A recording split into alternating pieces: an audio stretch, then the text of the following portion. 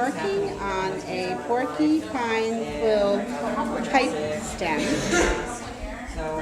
and it is a 4 directions design, and yellow and reds, and it's going to be done hopefully soon.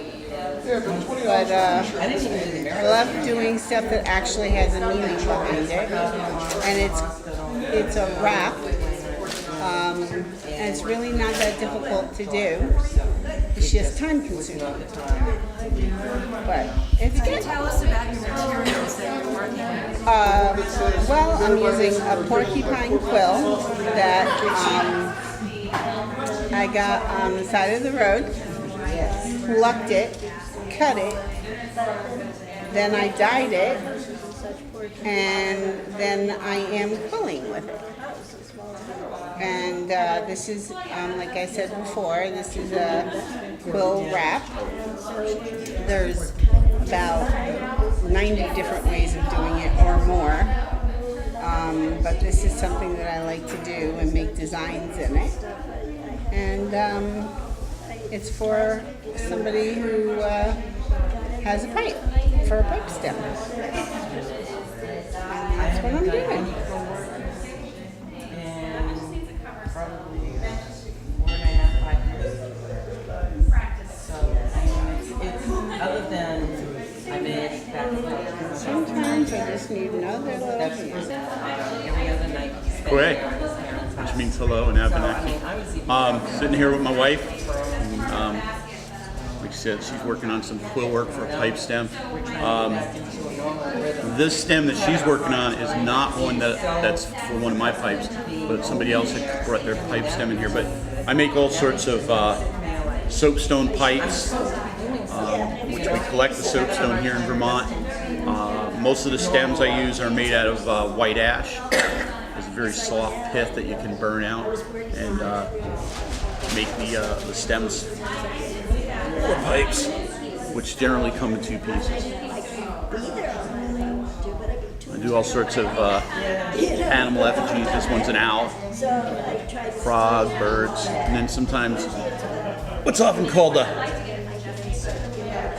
micmac or a keel style pipe, because it's got like a little keel on the bottom like a boat.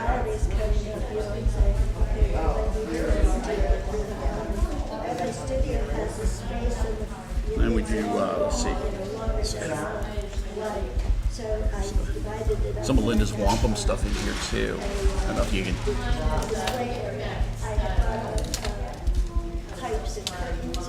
So this is real wampum, made from quahog shell, which is the purple part. It's made from a shell like this. Be cracked off. Years ago, it'd be cracked off and ground into a cylinder, and then drilled by hand, either with a hand drill or a bow drill. But today, using like Jim Taylor, who's one of our members of our tribe, he does it with a modern drill and a Dremel tool. And then here's a little pipe that I made, and she quilled the stem. So, 4 winds direction on it.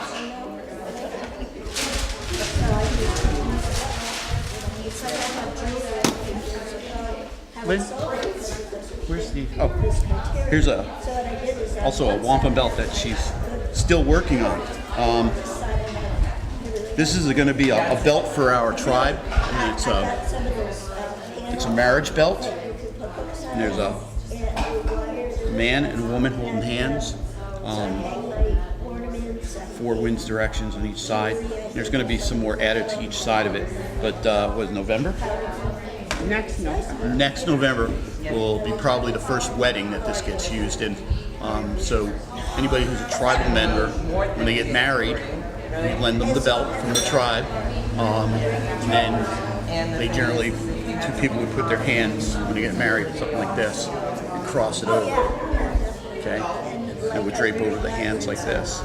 In the old tradition, when a belt like this is made, whether it be a wedding belt, a peace belt, a war belt, there's many different types of belts that have messages in them.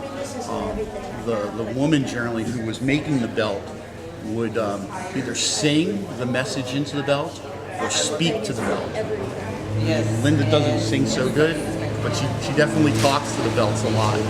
So as she's making them, she's talking to this belt, things that she thinks it's important. And the idea of that is that so when the belt is used, every time it's used, it gains more power, more strength, more spirit to it.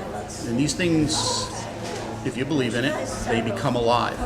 They actually kind of start out alive, but you're adding to the energy of them.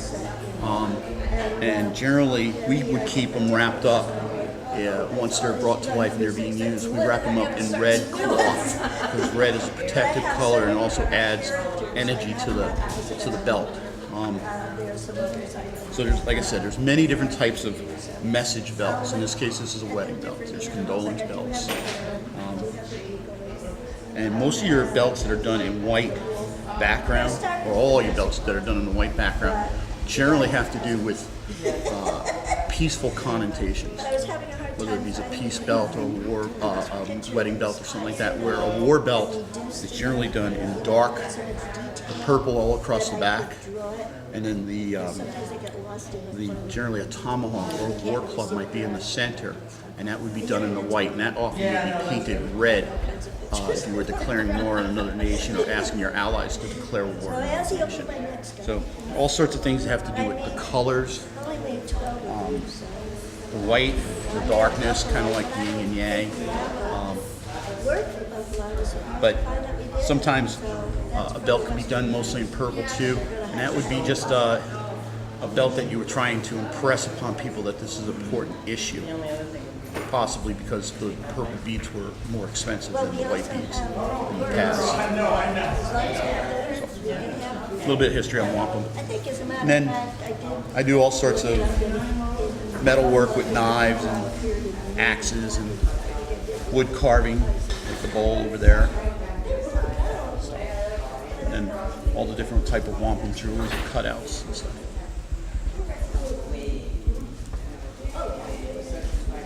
Because I was surprised I was having that. Here's something else that Linda does is it's called finger weaving. These are a pair of leg ties, and this is done in the oblique weave, which is generally you have one color in the center, and then a darker color or a lighter color, depending on which color you have in the center, on the edges. And this seems to be a very old style of weave.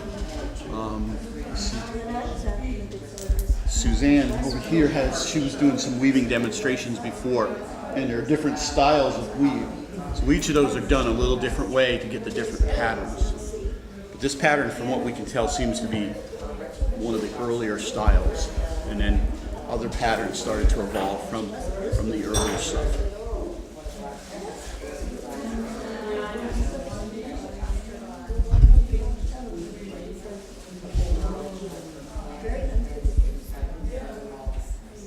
Thank you. You're welcome. Chief Roger Longtoe Sheehan.